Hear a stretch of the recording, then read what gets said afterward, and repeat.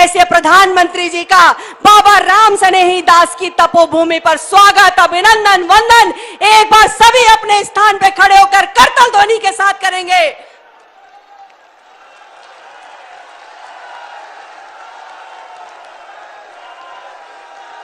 तालियां जोरदार होनी चाहिए, लगना चाहिए। मां भारती का लाल तपोभूमि पर कदम रखा है, गड़गड़ाहट रुकनी नहीं चाहिए तालियों की, लगातार। अब हमारे बीच में हमारे प्रदेश के यशस्वी अध्यक्ष और अपने जिले के तीनों अध्यक्ष बाराबंकी और अयोध्या जिला महानगर से मैं आग्रह करती हूं कि राम मंदिर का प्रतीक चिन्ह भेंट करके अपने आदरणीय प्रधानमंत्री जी का स्वागत, अभिनंदन करें।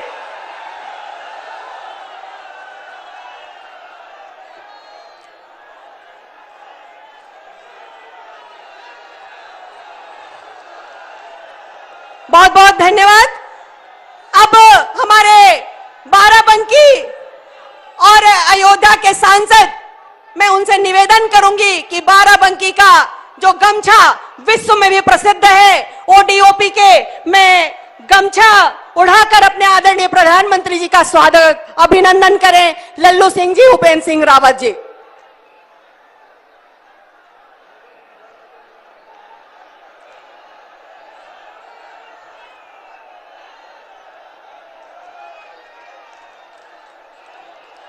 मोदी, मैं अब अपने प्रदेश के यशस्वी अध्यक्ष आदरणीय स्वतंत्र देव जी से निवेदन करती हूं कि शब्दों के माध्यम से आदरणीय प्रधानमंत्री जी का अभिवादन करें।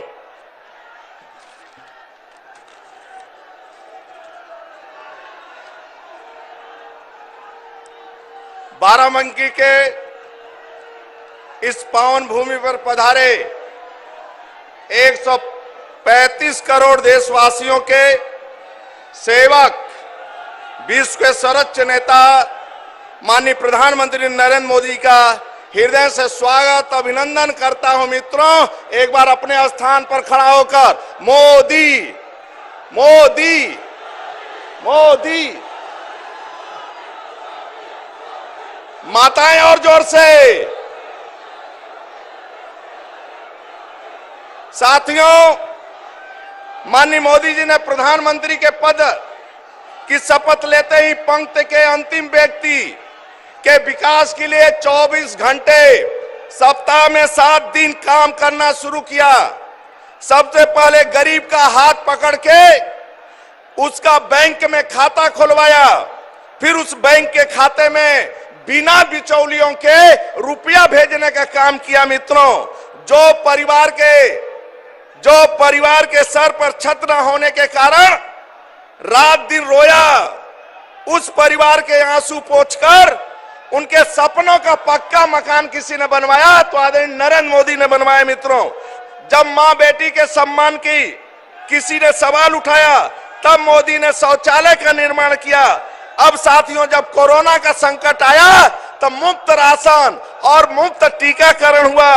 गरीब, शोषित, वंचित, दलितों के, पिछड़ों के सेवक माननीय मोदी जी का मैं बाराबंकी धरती पर हृदय से स्वागत करता हूं। मित्रों, और सादर आमंत्रित करता हूं आदरणीय नरेंद्र मोदी को कि हम सबका मार्गदर्शन करें, अपने स्थान पर खड़े होकर तालियों के गड़गड़ाहट से मोदी मोदी मोदी मोदी मोदी मोदी मोदी मोदी मोदी मोदी मोदी मोदी मोदी मोदी मोदी मोदी।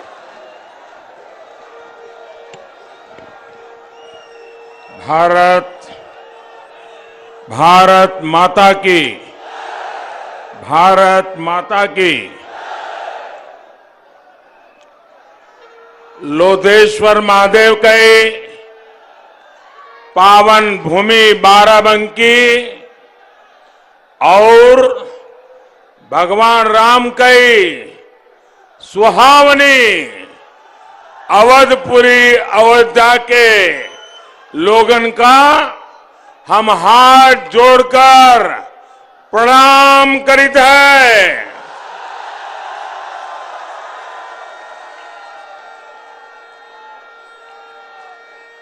आप सभी के प्यार, आपके इस आशीर्वाद के लिए बहुत बहुत आभार व्यक्त करता हूं। मैं हेलीकॉप्टर से देख रहा था,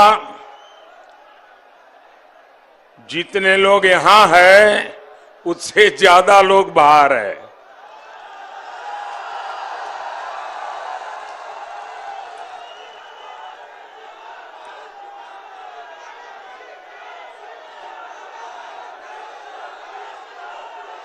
आप इतनी बड़ी तादाद में हम सबको आशीर्वाद देने के लिए आए, इसके लिए मैं फिर से एक बार आपका आभार व्यक्त करता हूं। ये ऊर्जा, ये उत्साह सिर्फ बाराबंकी और अयोध्या तक ही सीमित नहीं है, बल्कि आज चौथे चरण में जहां मतदान हो रहा है, वहां के मतदाताओं को भी भारी संख्या में मतदान करते देख करके पूरे देश के लोकतंत्र प्रेमियों को एक विशेष आनंद हो रहा है। और सुबह सुबह बहुत बड़ी तादाद में मतदान के लिए निकले हुए सभी लोगों का मैं अभिनंदन करता हूं। उत्तर प्रदेश में हो रहे ये चुनाव यूपी के विकास के साथ ही देश के विकास के लिए भी उतने ही महत्वपूर्ण है। क्षेत्रफल के हिसाब से भले ही यूपी देश का 7% हिस्सा हो, लेकिन आबादी को देखें तो भारत की 16% से ज्यादा जनसंख्या ये हमारे उत्तर प्रदेश में है। इसलिए यूपी के लोगों का विकास भारत के विकास को गति देता है। यूपी के लोगों का सामर्थ्य भारत के लोगों का सामर्थ्य बढ़ाता है। लेकिन भाइयों और बहनों, यूपी में इतने दशकों तक जिन गौर परिवारवादियों की सरकारें रही, उन्होंने यूपी के सामर्थ्य के साथ इंसाफ नहीं किया। इन गौर परिवारवादियों ने यूपी के लोगों को कभी खुलकर अपना सामर्थ्य दिखाने का अवसर ही नहीं दिया। जब सामान्य मानवी, जब हमारा गरीब मूलभूत सुविधाओं के लिए तरसता रहेगा, तो फिर वो अपनी ऊर्जा आगे बढ़ाने में कैसे लगाएगा। ये गौर परिवारवादी जानते थे कि अगर गरीब के पास उसका घर हो गया, घर में शौचालय बन गया, अगर गरीब के घर में बिजली पहुंच गई, गरीब के घर तक सड़क पहुंच गई, तो फिर ये गौर परिवारवादियों के घर के चक्कर कौन काटेगा, उनके पास कौन जाएगा। ये गौर परिवारवादी चाहते हैं कि गरीब हमेशा उनके चरणों में रहे, उनके ही चक्कर लगाता रहे। हम गरीब की चिंता करते हुए उनके जीवन से मुश्किलें कम करने का काम कर रहे हैं। और इसलिए आज यूपी का गरीब भाजपा के साथ डटकर खड़ा है। एकजुट होकर चुनाव के हर चरण में भाजपा को आशीर्वाद दे रहा है। इसलिए ये लोग बौखलाए हुए हैं, यूपी के लोगों को भ्रमित करने की कोशिश कर रहे हैं, लेकिन इन्हें पता नहीं है कि बीजेपी की जीत का झंडा आज यूपी के गरीब ने खुद इस झंडे को उठा लिया है।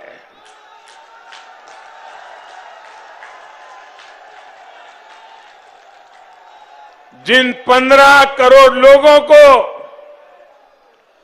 आज कोरोना के इस कठिन कालखंड में मुफ्त राशन मिल रहा है, वो आज भारतीय जनता पार्टी के विजय के लिए जी जान से जुटा हुआ है। जिन गरीबों को, मध्यम वर्ग को, बुजुर्गों को इस कोरोना काल में 28 करोड़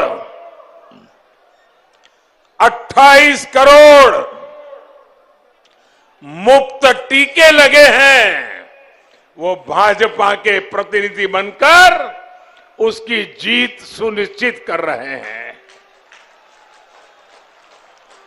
भाइयों बहनों, आपको टीका लगा है क्या?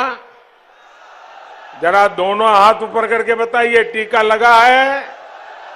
आप सबको टीका लगा है? आपको कोई पैसा देना पड़ा क्या? आपके जेब से 1 रुपया भी गया क्या? अब मुझे बताइए, 28 करोड़ लोगों के जिंदगी में इतना बड़ा सुरक्षा कवच दिया, तो वो मोदी को आशीर्वाद देगा कि नहीं देगा? भरपूर आशीर्वाद देगा कि नहीं देगा? तकलीफ उनको इसी बात की है। यही कोरोना वैक्सीन है जिनके कारण आज हमारे युवा स्कूल कॉलेज जा पा रहे हैं, व्यापार कारोबार चल पड़ा है, और इसलिए यूपी कह रहा है, आएगी तो भाजपा ही, आएगी तो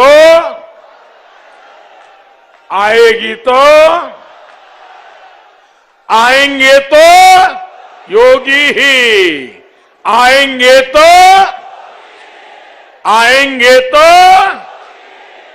भाइयों और बहनों, यूपी का सामर्थ्य बढ़ाने में यहां की 10 करोड़ से अधिक हमारी बहनों बेटियों की बहुत बड़ी भूमिका है। अगर हमारी बेटियां, हमारी बहनें जकड़ करके रहेगी, बंधन में रहेगी, उनका जीवन अगर मुसीबतों से भरा रहेगा, तो यूपी तेज विकास की गति प्राप्त नहीं कर सकता। जब माताओं, बहनें, बेटियों का सामर्थ्य बढ़ता है, तो परिवार का, समाज का, देश का सामर्थ्य बढ़ता है। हमारी बहनों बेटियों की जिन समस्याओं को इन लोगों ने छोटा समझा, उनको ही मोदी ने छोटा नहीं समझा। बहन बेटियों की, माताओं बहनों की मुसीबतें, ये मेरे लिए सबसे बड़ी प्राथमिकता रही है। घर और स्कूल में शौचालय हो, गैस कनेक्शन हो, बिजली पानी कनेक्शन हो, गर्भावस्था के दौरान हजारों रुपयों की सीधी मदद हो, ऐसे हर काम को हमने पूरे मन से, पूरी लगन से किया। यूपी में हमने जो लाखों घर पीएम आवास योजना के बनाए हैं, वो भी ज्यादातर महिलाओं के ही नाम है। और ये जितनी सुविधाएं हमने बहनों को दी है, ये किसी की जाति या मजहब देख करके नहीं दी। सबसे अधिक लाभ अगर इन योजनाओं का हुआ है तो हमारी दलित माताएं बहनें, पिछड़े समाज की माताएं बहनें और मुस्लिम समाज की बहनों को लाभ हुआ है। अस्पतालों में जो 5 लाख रुपए तक मुफ्त इलाज मिल रहा है, उसका भी इन वर्गों की बहनों को लाभ रहा है। भाइयों और बहनों, दुर्भाग्य से पहले की सरकारों ने हमारी बेटियों की जरूरतों, उनके परेशानियों पर बिल्कुल ही आंखें बंद कर दी थी, ध्यान ही नहीं दिया। अगर उनके हृदय में जरा सा भी दर्द होता तो क्या वो उन मंचलों को खुली छूट देते जो स्कूल से आने जाने वाली हमारी बेटियों को छेड़ते थे? आज यूपी में ऐसे मंचलों को पता है कि अगर सीमा लांगी तो कड़ी कार्रवाई होगी। साथियों, 3 तलाक जैसी कुप्रथाओं ने कैसे मुस्लिम बेटियों को, पूरे परिवार को असुरक्षित कर दिया था, ये सब जानते हैं। और जो दावा करते हैं कि वो तो परिवार वाले हैं, उसमें बुरा क्या है? हम परिवार वाले हैं इसलिए परिवार का दुख जानते हैं। मैं जरा गौर परिवारवादियों से पूछता हूं, आप अगर परिवार के इतने गुणगान गाते हो तो आपको ये मेरी मुस्लिम बेटियों के दर्द की चिंता क्यों नहीं हुई? मेरी मुस्लिम बेटियों बहनों को छोटे छोटे बच्चे लेकर के पिता के घर लौटना पड़ता था, तब तुम्हें परिवार का दर्द क्यों समझ नहीं आया? हम परिवार वाले नहीं हैं, लेकिन हर परिवार के दर्द को पहचानते हैं, क्योंकि पूरा हिंदुस्तान हमारा परिवार है, पूरा उत्तर प्रदेश मेरा परिवार है, आप सब मेरे परिवार के हैं। आपने वोट बैंक की वजह से इन लोगों ने मुस्लिम बेटियों के जीवन की पहाड़ जैसी दिक्कतों को देखने की भी फुर्सत नहीं थी, नजरअंदाज कर दिया। ये हमारी ही सरकार है जिसने इन मुस्लिम बहनों को 3 तलाक के दुष्चक्र से मुक्त किया है। और साथियों, आप ये भी समझिए, कुछ लोग बहुत बड़ी गलती करते हैं। ये सिर्फ बेटियों को सुरक्षा देता है ऐसा नहीं है, ये उन मुस्लिम बेटियों के पिता को भी सुरक्षा देता है, ये मुस्लिम बेटियों के भाई को भी सुरक्षा देता है, ये मुस्लिम बेटियों की माता को भी सुरक्षा देता है, क्योंकि बड़े अरमानों के साथ बेटी की शादी करा करके ससुराल भेजते हैं मां बाप। जीवन में कितना बड़ा आनंद और संतोष होता है, लेकिन वही बेटी 5-10 साल के बाद 3 तलाक 3 तलाक 3 तलाक सुन के जब घर लौट आती है, आप कल्पना कर सकते हैं उस बेटी के बाप पर कितनी बीतती होगी, उस बेटी के मां पर कितनी बीतती होगी, उस बेटी के भाई को कितना दर्द होता होगा। तुम परिवार वाले हो, अरे तुम्हें तो इस दर्द का पता चलना चाहिए था, तुम्हें नहीं चला, क्योंकि तुम्हें सिर्फ बैलेट बॉक्स ही दिखता है, तुम्हें किसी की जिंदगी नहीं दिखती है। हमारी बेटियों की सुरक्षा और सम्मान बढ़े, ये डबल इंजन की सरकार की हमेशा प्राथमिकता रही है। इसलिए 2014 में जब आपने हमें अवसर दिया तो हमने इसके लिए ईमानदारी से काम किया। भाजपा सरकार ने तय किया कि सभी राज्यों में महिलाओं की सुनवाई के लिए वन स्टॉप सेंटर, थानों में महिला हेल्प डेस्क और विशेष फास्ट ट्रैक कोर्ट्स बने। आपको हैरानी होगी, 6-7 साल पहले हमारे देश में महिला पुलिस कर्मियों की संख्या सिर्फ 1,10,000 थी। मैं पूरे देश की बात बताता हूं। अब महिला पुलिस कर्मियों की संख्या सिर्फ 5-7 साल में 2.25 लाख के भी ऊपर पहुंच चुकी है। भाइयों बहनों, यूपी में इतने दशकों तक कांग्रेस, सपा, बसपा की सरकारें रही, लेकिन योगी जी के आने के पहले उत्तर प्रदेश में करीब करीब 11,000 महिला पुलिसकर्मी थी। 11,000।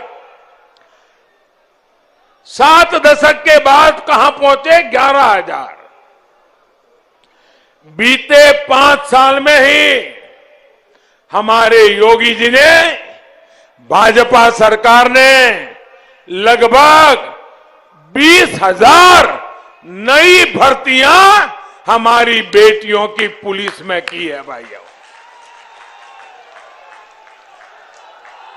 और इतना ही नहीं, हमने पुलिस में ही बेटियों की भागीदारी की ऐसा नहीं, बल्कि सीआरपीएफ, बीएसएफ, ऐसे अर्धसैनिक बलों और सेना में भी हम बेटियों की भागीदारी का विस्तार कर रहे हैं।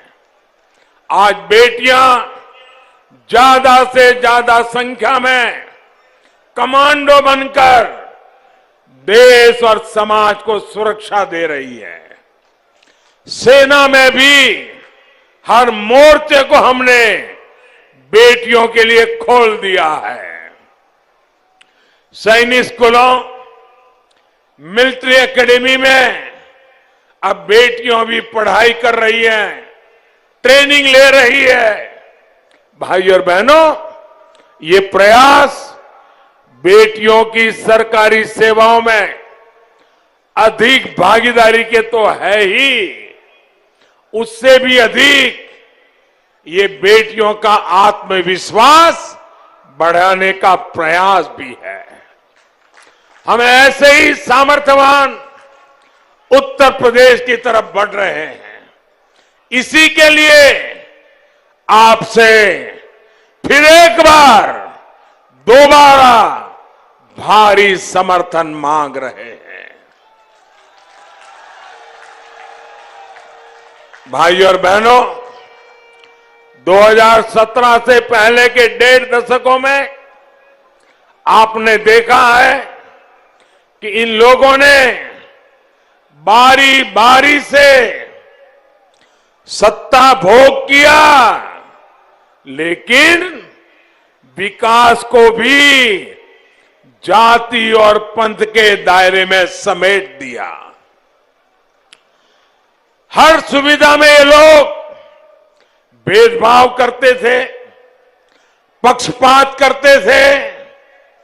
बाराबंकी और अयोध्या राजधानी लखनऊ से ज्यादा दूर नहीं है। यहां बिजली की क्या स्थिति थी? 2017 से पहले उत्तर प्रदेश में बिजली पैदा ही बहुत कम होती थी। जो पैदा होती थी वो दशकों पुरानी ट्रांसमिशन लाइनों, पुराने ट्रांसफार्मर्स का नेटवर्क, वही उसको खा जाता था।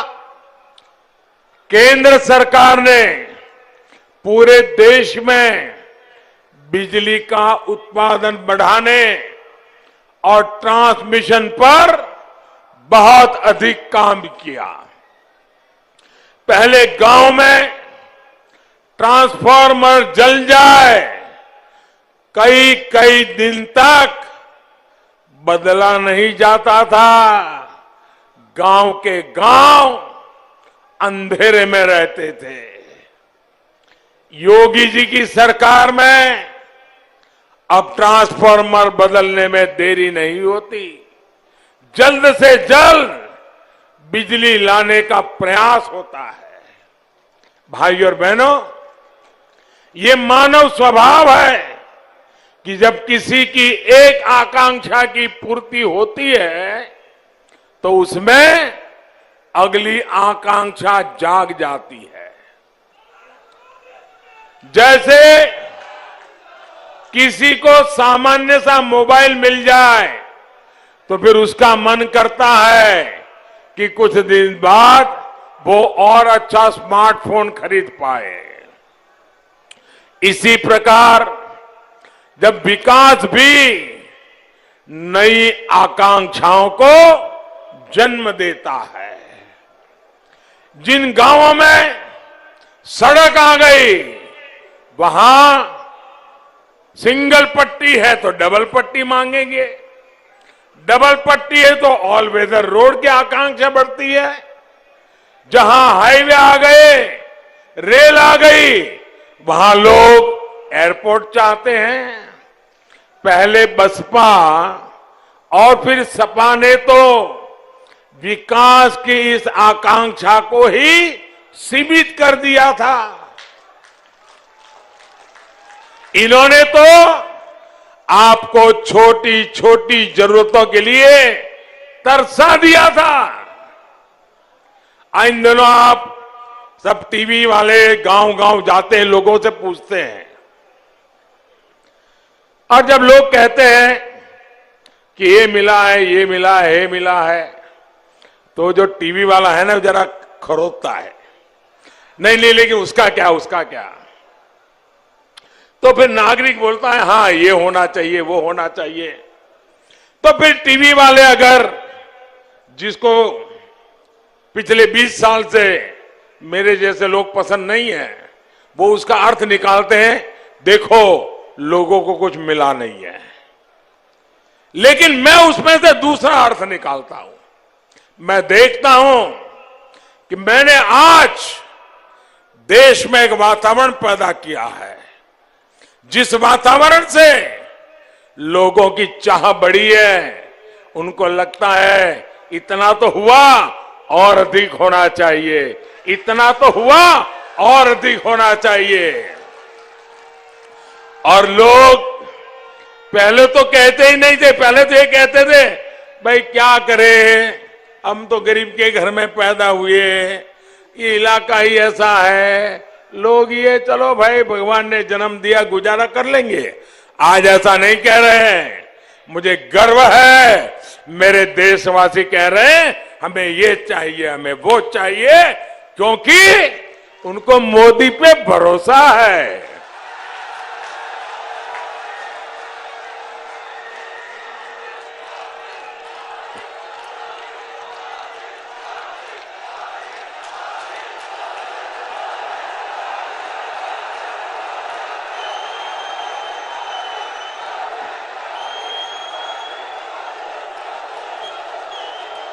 भाइयों बहनों, डबल इंजन सरकार आपको बड़े सपने देखने का और उन्हें पूरा करने का प्रोत्साहन दे रही है।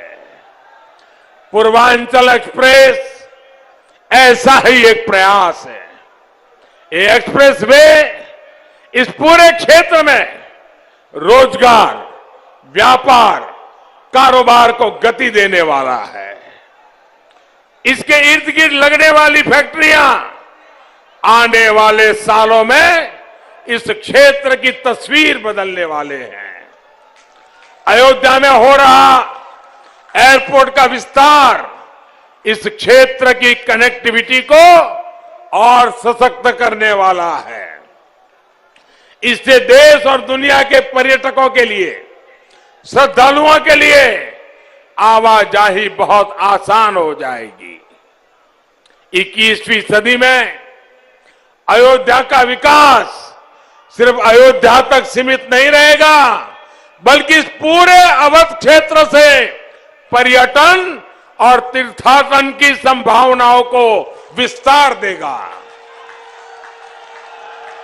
भाइयों और बहनों, हमारी सरकार छोटे किसानों की जरूरतों, उनकी आवश्यकताओं को ध्यान में रखते हुए भी काम कर रही है। हमारे किसान साथी फल, सब्जी उगाते हैं, पशुपालन का काम करते हैं। पीएम किसान सम्मान निधि से ऐसे करोड़ों छोटे किसानों की मदद हो रही है। भाइयों बहनों, हम सत्ता में आए उसके पहले, आपने मुझे सेवा करने का मौका दिया उसके पहले, क्या कभी भी आपके कानों पे किसी पॉलिटिकल पार्टी, किसी पॉलिटिकल लीडर के मुंह से छोटे किसान इस शब्द भी सुना था क्या? सुना था क्या?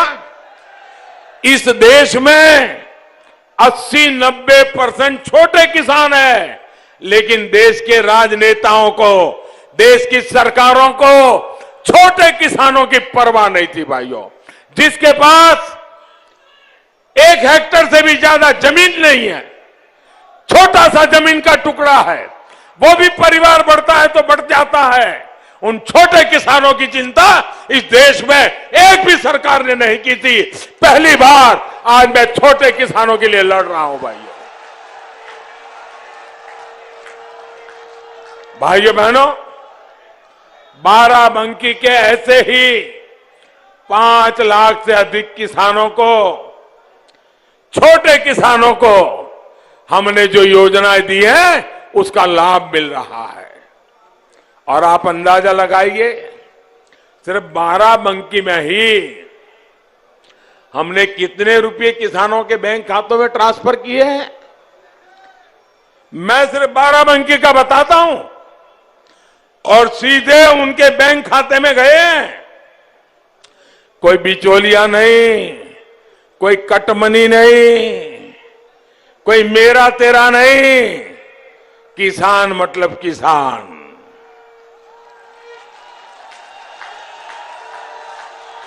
कितना पैसा गया बताओ? 800 करोड़ रुपया, 800 करोड़ रुपया अकेले बाराबंकी में किसान के खातों में गया है। अगर मैं बाराबंकी के लिए 800 नहीं 200 करोड़ की भी योजना जाहिर करता ना, तो अखबार वाले, टीवी वाले हेडलाइन बना देते, बाराबंकी के लिए 200 करोड़। 800 करोड़ दे चुका हूं भाइयों, 800 करोड़ दे चुका।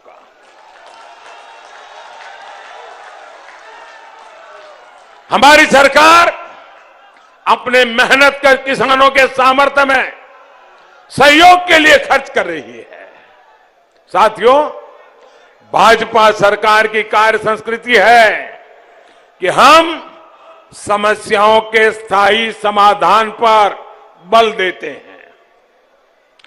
चीनी की पैदावार अधिक हो गई, अंतर्राष्ट्रीय बाजार में कीमतें गिर गई तो गन्ना किसानों को बहुत समस्या आती है। लेकिन सपा बसपा वालों ने इसका आसान रास्ता निकाला और चीनी मिलों को ही बंद कर दिया। ना रहेगा बांस, ना बजेगी बांसुरी। लेकिन भाजपा की सरकार गन्ना किसानों की समस्याओं के स्थायी समाधान पर काम कर रही है। हमने चीनी मिलों की सेहत तो सुधारी, गन्ने से इथेनॉल पर भी जोर दिया। यानी जब गन्ना ज्यादा हो जाए तो बेकार ना हो जाए, उसे इथेनॉल बनाया जाए ताकि मेरे किसान को परेशानी न हो। इथेनॉल की बिक्री से जो पैसा मिल रहा है वो चीनी मिलों के साथ ही गन्ना किसानों का भी फायदा कर रहा है। साथियों, पशुधन हमारी खेती का अभिन्न हिस्सा है। पशुधन की समृद्धि के लिए हमारी सरकार आजादी के बाद पहली बार, दोस्तों आप देखिए ये सरकारें कैसे चलाते थे, उनकी प्राथमिकताएं क्या थी। आजादी के बाद पहली बार 13,000 करोड़ रुपए की लागत से हमने पशुओं के टीकाकरण का अभियान चला रखा है। हम सिर्फ कोरोना के लिए मनुष्य का टीकाकरण कर रहे हैं ऐसा नहीं, ये खुरपका, मुंहपका, फूट एंड माउथ डिसीज जो हमारे पशुओं को होता है उनको बचाने के लिए 13,000 करोड़ रुपए का टीका अभियान चला रहे हैं भाइयों। हमारी सरकार ने गोबर्धन योजना भी शुरू की है। पशुओं के गोबर से बायोगैस बनाने के लिए यूपी में अनेकों प्लांट का निर्माण हो रहा है। इस गोबर से भी किसानों की कमाई होगी और साथ ही उन्हें जैविक खाद भी मिलेगी। खेती का खर्चा कम होगा। भाइयों बहनों, डबल इंजन का काम तेजी से जारी रहे, ये यूपी के विकास के लिए आवश्यक है। इसलिए आपसे मैं आग्रह करने आया हूं, भारी बहुमत से योगी जी को फिर से लाना है।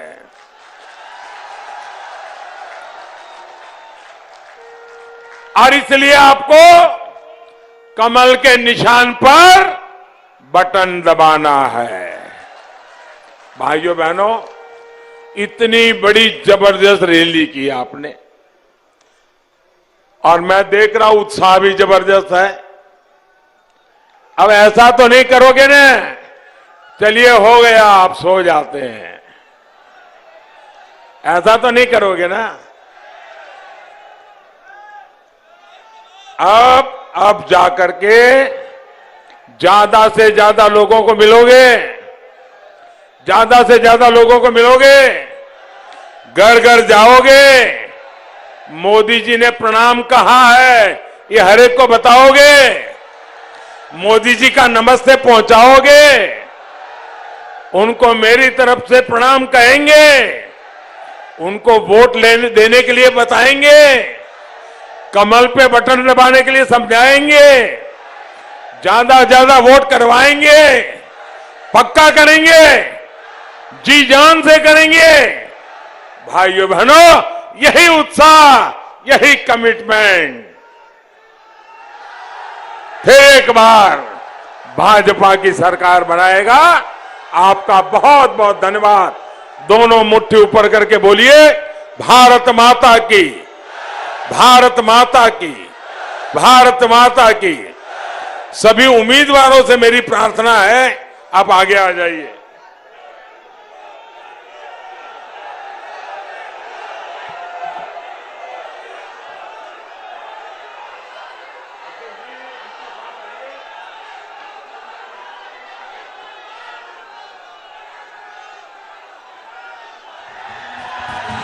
साफ हुए। जातिवाद परिवारवाद के चेहरे सभी अनाथ हुए।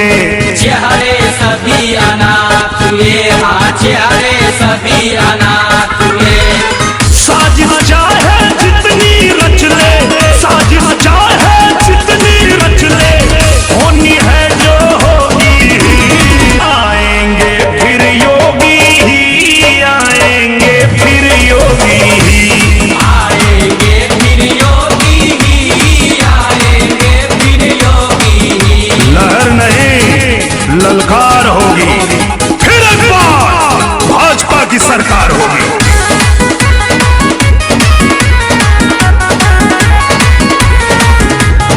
सबको पेंशन मुफ्त में राशन, सड़कों का है जाल बिछा। सड़कों का है जाल बिछा, सड़कों का है जाल बिछा। बिजली शौचालय है